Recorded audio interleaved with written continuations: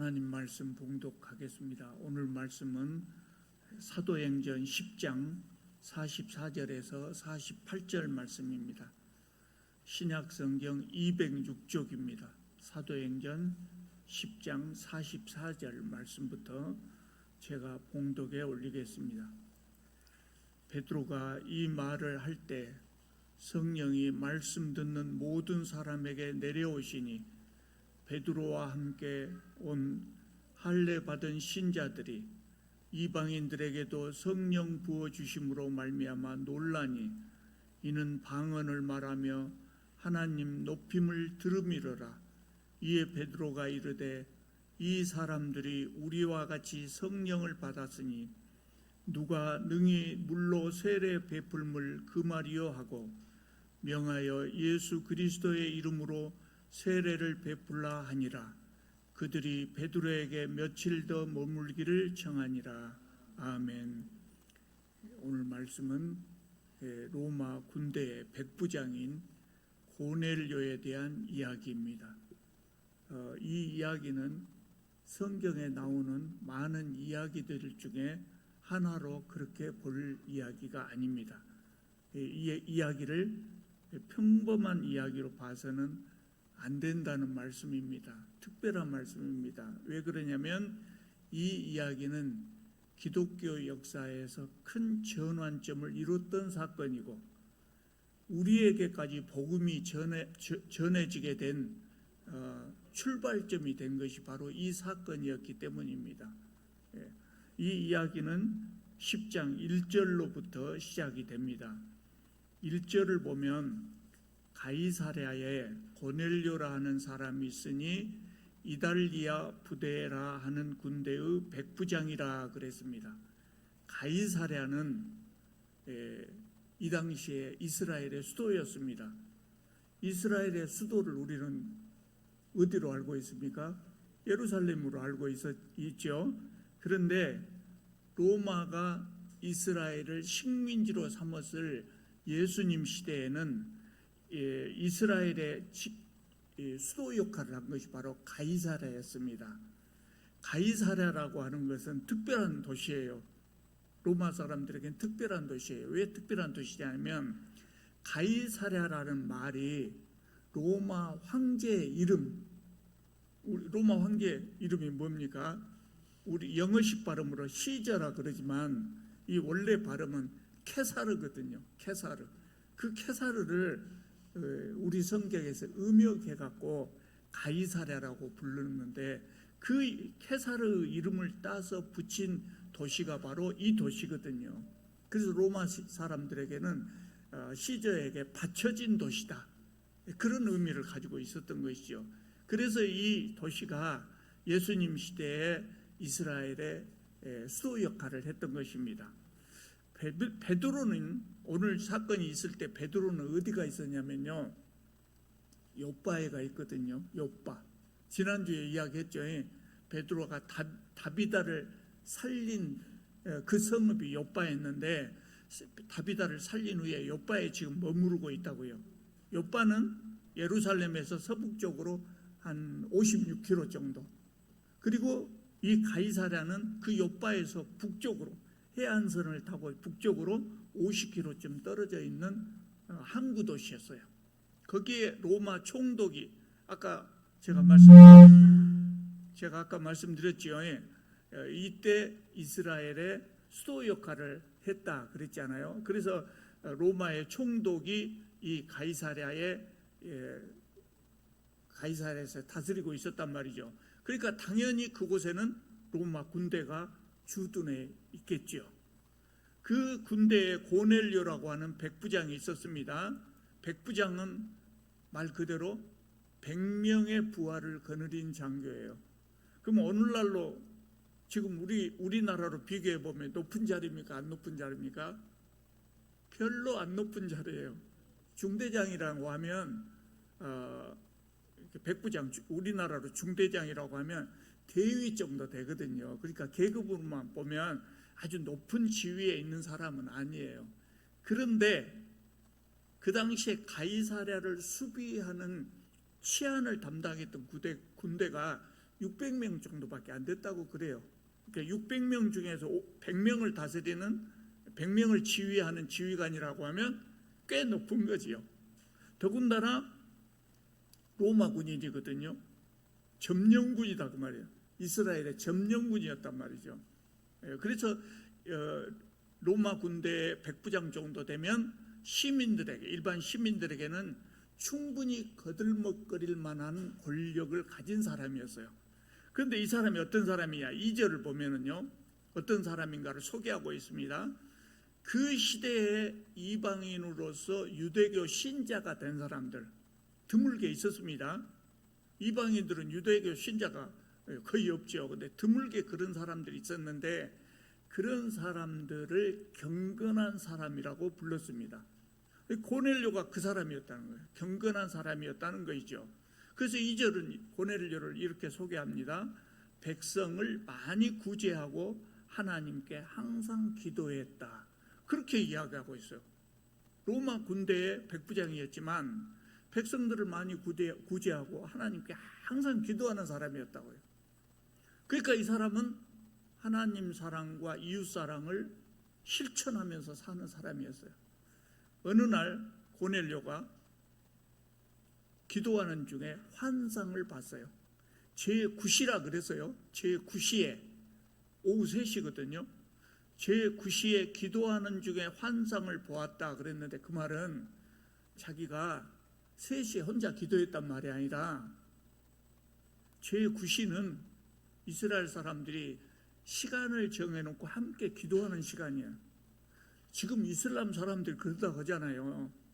이슬람 사람들이 시간 정해놓고 시간이 되면 이러다가도 기도한다고요. 엎드려서 기도한다고요. 이스라엘 사람들도 옛날에는 그랬던 모양이에요. 그래서 제9시가 되어서 기도를 하는데 환상 중에 하나님의 사자가 나타나서 고넬료를 불렀습니다. 그 천사가 말하기를 뭐라고 하냐면 네 기도와 구제가 하나님 앞에 상달되어 기억하신 바 되었으니 내가 지금 사람들을 욥바에 보내어 베드로라 하는 시몬을 청하라. 이렇게 천사가 이야기합니다. 그때 고넬료는 예수님을 믿는 사람이 안 믿는 사람이에요? 하나님을 믿지만 예수님은 몰랐단 말이죠. 하나님을 믿지만 예수님을 모르는 사람이었어요. 이웃에게 선행과 구제를 열심히 실천한 사람이었지만 예수님은 모르는 사람이었어요. 그런데 그것이 하나님께 상달되었단 말이에요. 하나님께서 그것을 아시고 고넬료에게 예수님을 알게 하시려고 하나님께서 베드로를 부르라고 그렇게 말씀하신 거예요. 그래서 고넬료는 천사가 말한 대로 자기 하인 2명하고 자기 부하 중에도 경건한 사람이 한 사람이 있어서 그 부하를 시켜서 욥바로 보냈습니다. 그 베드로를 좀 모셔와라. 그렇게 심부름을 보냈단 말이죠. 그 다음날 욥바에서 가이사랴까지 50km나 된다고 했으니까 하루에는 못 갔을 거 아니에요. 하루에는 못 갑니다. 그 다음날 이 사람들이 욥바에 가까이 갔을 때 정오쯤 되었는데 이때도 기도 시간이라 그랬어요. 기도 시간. 그래서 베드로가 기도하려고 지붕에 올라갔어요. 지붕에서 어떻게 기도하냐. 근데 이스라엘 사람들 집은 지붕이 이렇게 옥상으로 편편한 곳이에요. 그 옥상에서 놀기도 하고 그런단 말이에요. 베드로가 옥상에 기도하러 갔어요. 기도하는 중에 환상이 보인단 말이에요. 근데 그 환상이 어떤 환상이냐면 하늘이 열리고 큰 보자기 같이 생긴 그릇이 하나 내려오는데 그 안에 각종 짐승들이 있었어요. 각종 짐승들이 있고 새도 있고 이렇게 그 보자기 안에 들어있는데 그 보자기 안에는 율법이 먹지 못하도록 금지한 동물도 있었다 그 말입니다. 여러 가지 동물들이 있었어요. 그런데 하늘에서 소리가 납니다. 베드로야 일어나서 잡아먹어라. 베드로가 잡아먹을 수가 있겠습니까? 율법에 금지된 동물들이 거기가 있었단 말이죠. 그러니까 베드로가 뭐라고 대답하냐면 주님 그럴 수 없습니다. 저는 속되고 깨끗하지 아니한 것을 결코 먹지 아니하였습니다. 지금까지도 먹지 안 했습니다. 근데 어떻게 제가 먹을 수 있겠습니까? 그런 말입니다. 그러니까 하늘에서 또 소리가 납니다. 하나님께서 깨끗하게 하신 것을 내가 속되다 하지 말라. 이 일이 3번이나 반복됐다고 그래요. 3번 반복됐단 말은 뭔 말이겠어요? 요거는 베드로의 착각이 아니고 헛것을 본 것이 아니고 확실한 하나님의 계시라고 하는 것을 의미하는 것이죠. 유대인들은 이방인들하고 교제하지 않았어요. 왜냐하면 죄가 이방인의 죄가 내 몸에 옮겨 붙은다고 생각했어요. 나도 죄에 물든다 이렇게 생각해서 이방인들하고 교제를 하지 않았고, 특히 식사는 절대로 같이 하지 않았어요. 식사를 같이 하지 않은 가장 중요한 문제가 뭐냐면 음식 문제였단 말이죠. 유대인들에게는 금지된 음식이 있었어요. 구약 성경에서 금지된 음식이 있죠. 이방인들은 이거 가려 먹지 않는다고요. 그러면 이방인들하고 같이 식탁에 앉아서 같이 밥을 먹으면 그 식탁에는 이방인들은 음식을 가리지 않으니까 유대인이 안 먹는 음식이 식탁에 차려져 있을 수도 있잖아요. 부지불식간에도 이거 가면 안 돼. 손이 가면 안 된다고요. 여러분, 지금 이슬람 사람들은요, 이 당시에 유대인들처럼 먹지 않은 음식이 있어요. 근데 심지어는요, 우동이 한 그릇 있다고 봐요. 우동이 있어요. 그럼 우동에 돼지고기 들어가요, 안 들어가요? 들어갑니다. 대부분 중국 요리점에 하는 식당에서는 돼지고기를 넣습니다. 근데 돼지고기를 싹 빼고 먹으라 해도 안 먹습니다. 왜 안 먹어요? 돼지고기 기름이 거기가 녹아있다고 안 먹습니다. 그 정도로 철저하게 지킵니다. 그런 사람들이, 그 유대인들도 그때는 그랬단 말이죠. 그러니까 이방인들하고 같이 식사를 하지 않는 거예요. 근데 이 환상, 베드로가 본 환상에서는 금지된 동물을 잡아먹어라, 이렇게 말씀이 있었어요. 그러니까 이 환상은 이때까지 유대인들이 가지고 있는 두 가지의 금기가 깨어져 버렸다고 하는 것을 상징적으로 보여주는 사건이 굉장히 중요한 사건이에요. 첫째로 무슨 금기가 깨졌냐? 음식에 대한 금기가 깨졌어요. 이제는 무엇이든 먹어도 된다는 거예요. 우리는 구약에 금지된 음식을 가리지 않고 다 먹죠. 그 구약의 율법들이 풀어졌어요. 이 사건을 보면 음식에 대한 금기가 깨졌다고 하는 것을 의미하는 겁니다. 율법이 부정한 음식을 먹지 말도록 규정한 이유가 뭐냐면 이스라엘 사람들의 건강을 위해서입니다. 처음에는 구약 성경에 이건 먹지 마라 이렇게 나왔을 때 사람들은 왜 먹지 마라고 하는 것인가를 잘 몰랐어요. 그런데 신학자들이 연구를 거듭해 보니까 이 부정하다고 규정된 음식들이 사람들의 건강을 해칠 수가 있기 때문에 그랬다는 거예요.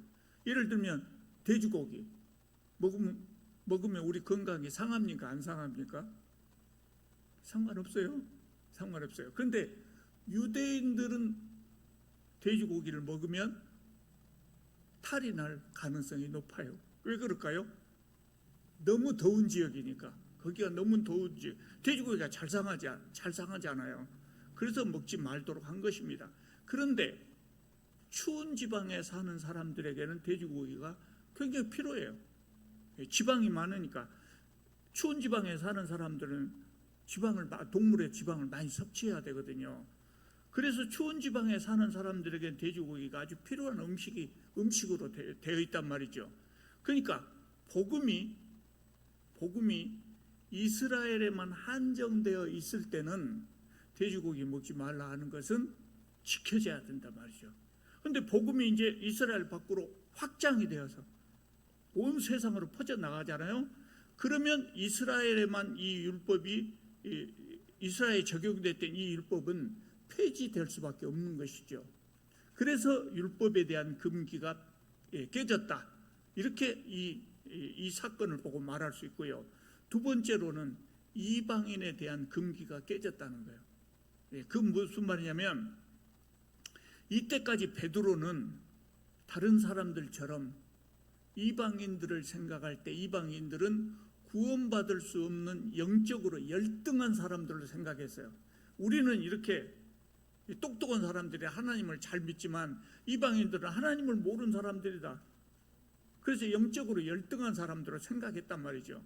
그런데 하나님께서는 베드로에게 이방인에게도 복음이 전해져야 한다고 하는 것을 이 사건을 통해서 보여준 거예요. 베드로가 이 환상을 보았을 때는 이것이 무슨 의미인지 정확하게 알지 못했어요. 근데 조금 있다가 이제 고넬료를 만나거든요. 고넬료를 만난 후에 이 환상의 의미를 정확하게 깨닫게 된 것입니다. 그러니까 그 그릇 속에 담겨있던 그 금지된, 먹지 못하도록 되어 있는 그 동물들은 누구를 상징하겠어요? 이방인을 상징하는 것이었단 말이죠. 베드로가 이 환상을 본 후에 이 환상이 무슨 뜻일까 곰곰이 생각하고 있는데, 그때 고넬료가 보낸 사람들이 그 집 앞에 도착했어요. 그러니까 성령께서 베드로에게 말씀하시기를, 두 사람이 너를 찾고 있으니 의심하지 말고 함께 가라. 내가 저희를 보내었느니라. 그래요. 내가 저희를 보내었느니라.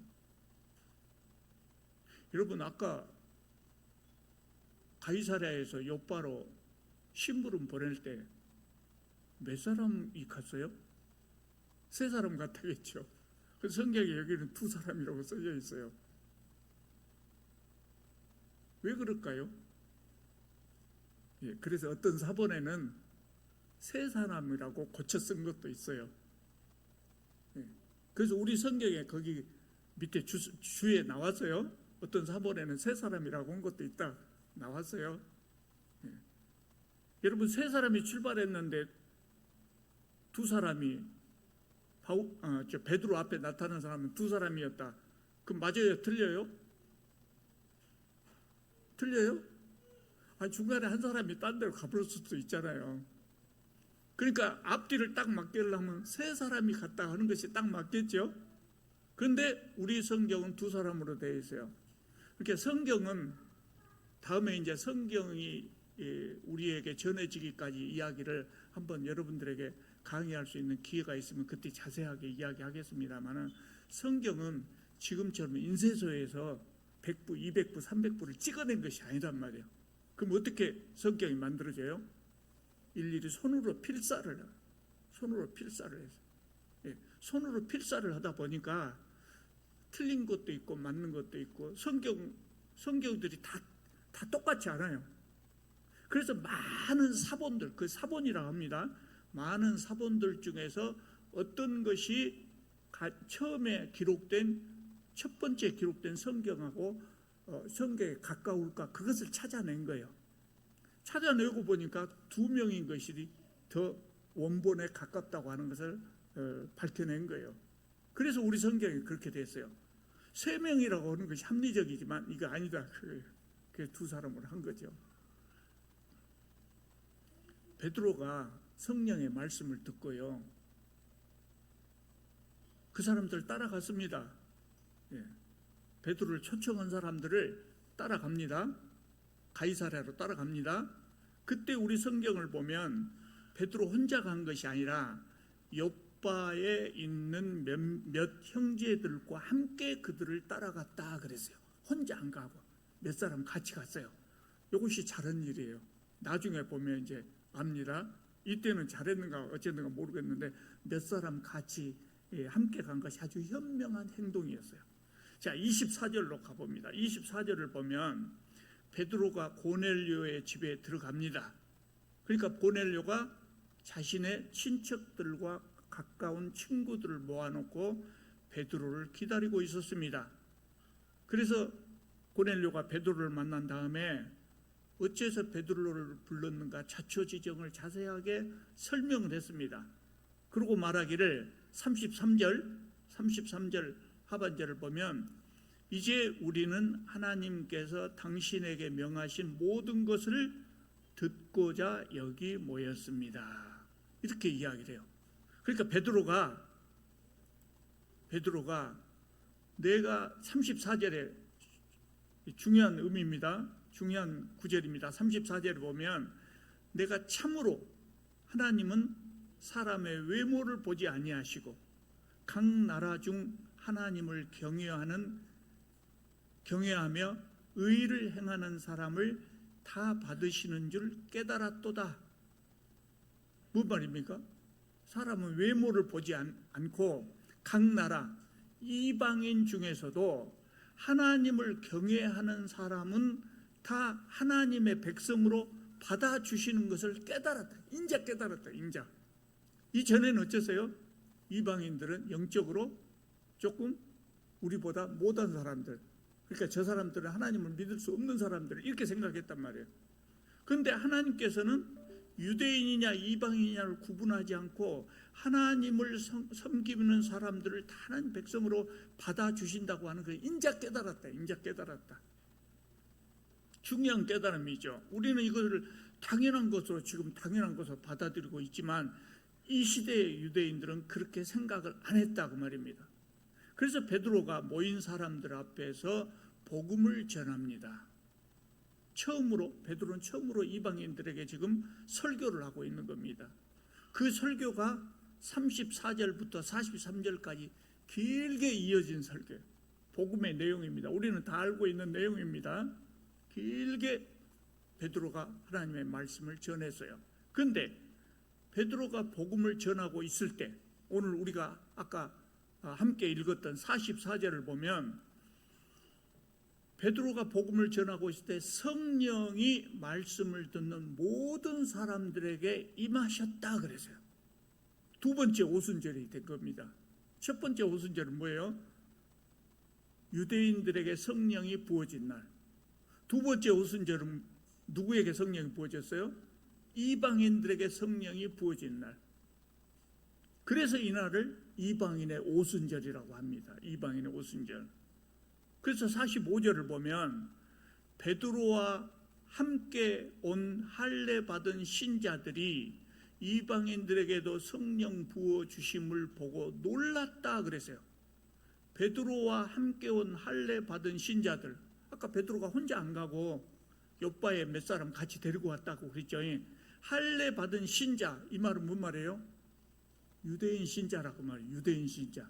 유대인 신자들이 이방인에게도 성령 부어주심을 보고 깜짝 놀랐다.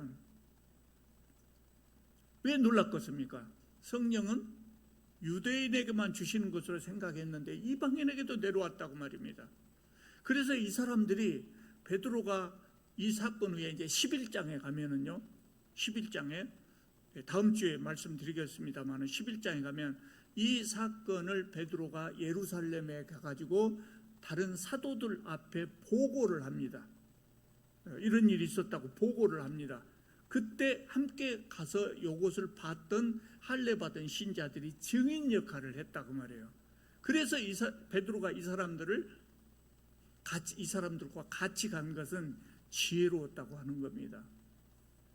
베드로는 예루살렘 교회에 가서 이렇게 증언을 했어요. 내가 말을 시작할 때 성령이 그들에게 임하시기를 처음 우리에게 하신 것 같이 하는지라, 이렇게 말했어요. 여러분 성령 받으셨습니까? 못 받으셨습니까? 우리 다 받았습니다. 그래서 성령 받을 때 나한테 성령이 오셨구나 하는 것을 알았습니까? 몰랐습니까? 잘 모르게 오시거든요. 성령이 오신지 안 오신지도 모르게 그냥 오시거든요. 근데 이때는 어쨌다고요? 처음 우리에게 하신 것 같이 성령이 그렇게 임하셨다고요. 처음에 성령이 임하실 때 어떻게 임하셨습니까? 사도행전 1장에서 우리가 봤잖아요. 어떻게 임하셨습니까? 불의 혀같이 갈라지는 것이 모든 사람들 위에 있었다. 왜? 불꽃 같은 것이 아마 사람들 머리 위에 다 있었던 것 같아요. 가시적으로 보였다고 말입니다. 성령 임하신 모습이 보였다고 말입니다. 근데 베드로가 고넬료 집에서 이방인에게 복음을 전하고 있을 때 그 이방인들의 머리 위에도 그렇게 가시적으로 성령이 임하셨다는 거예요. 그래서 베드로가 이 사람들에게 성령이 임하셨는데 내가 세례를 못 줄 것이 뭐 있냐? 이방인이지만 그 세례를 다 베풀렸다는 거예요. 여러분, 고넬료가 예수님을 영접한 이 사건은 기독교 역사에서 중요한 의미를 가지고 있는 거예요. 첫째로 고넬료의 이 회심은 앞으로 사도 바울에 의해서 전개될 이방 선교의 초석이 된 사건이에요.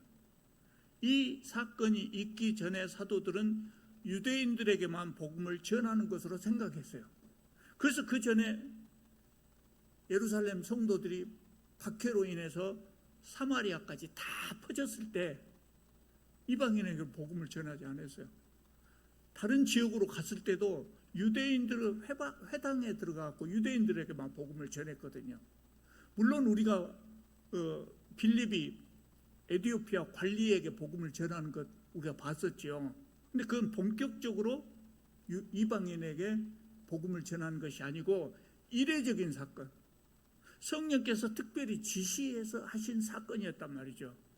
그런데 고넬료 회심 사건은 11장에서 사도들이 모여서 회의를 하는데 사도들 회의에서 이방인의 선교를 공식적으로 인정하는 계기가 됐어요.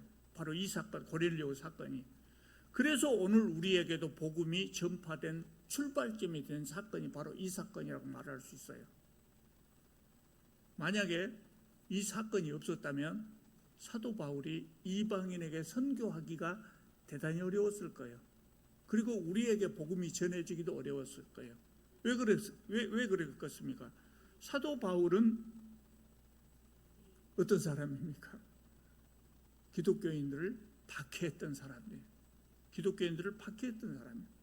그래서 사도 바울은 다른 기독교인 생각할 때 저 사람은 예수님의 제자가 아니다. 예수님한테 배운 적도 없고 예수님의 12제자 부르듯이 그렇게 부른 사람도 아니다. 근데 사도 바울이 어느 날 내가 이방인의 선교를 시작하겠다. 나는 이방인의 선교를 맡은 사도다. 그렇게 말하면 사람들이 그것을 사울의 사도로서 자격을 인정해 주겠냐고요. 그런데 고넬료 사건이 있은 다음에 예루살렘 교회에서 사도들이 모여서 이방인에게 복음이 전파되는 것을 인정하기 시작했다고요. 더군다나 유대인들은 그때까지만 해도 아까 말씀드린 것처럼 이방인이 구원받는 데 대해서 아주 강한 거부감을 가지고 있었던 것이죠. 그래서 사도 바울이 이방인 선교를 시작하기 전에 예루살렘 교회가 이방인 선교를 공식적으로 인정을 해줬어요. 그래서 사도 바울이 이방인에게 복음을 전할 때 아무 시비가 없었던 겁니다. 또 한 가지 이 사건이 주는 중요한 의미가 뭐냐면 앞에서도 몇 번 이야기했습니다만 하나님께서 사람을 구원하시는 데는 차별이 없다는 거예요. 차별이 없다. 복음에는 차별이 없습니다. 유대인이냐 이방이냐 차별이 없습니다. 흑인이냐 백인이냐 남자냐 여자냐 잘난 사람이나 못난 사람이나 부자나 가난한 사람이나 차별이 없어요. 그렇기 때문에 교회가 세상 사람들에게 복음을 전할 때는 골라서는 안 된다. 우리가 전도지 들고 복음 전하러 갈 때 왠지 가까이 가기 싫은 사람 있죠. 그런 사람이 있을 수 있어요. 우리에게는. 그런데 그런 사람이야말로 우리가 복음을 전해야 될 사람이라는 거예요. 여러분, 우리는 거의 우리나라에 사는 사람은 거의 우리와 같이 생긴 사람이죠. 그 배달의 민족이라고 하는 것을 자랑스럽게 여기고 그렇게 사는데 미국에는 인종들이 많이 섞어져 있잖아요. 그래서 미국에는 불과 몇십 년 전만 해도 흑인들이 들어갈 수 없는 교회가 있었어요. 백인들만 들어갈 수 있는 교회가 있었어요. 그것은 교회라고 보기 어렵죠. 정확하게 말하자면 교회다운 교회가 아니라 이 말. 하나님은 하나님께서 사람을 구원하실 때 차별이 없으시다는 것을 또 한 번 보여준 사건이 바로 이 사건이에요. 우리가 복음을 전하려고 할 때는 오히려 세상에서 소외된 사람들에게 더 열심히 복음을 전할 필요가 있는 것입니다.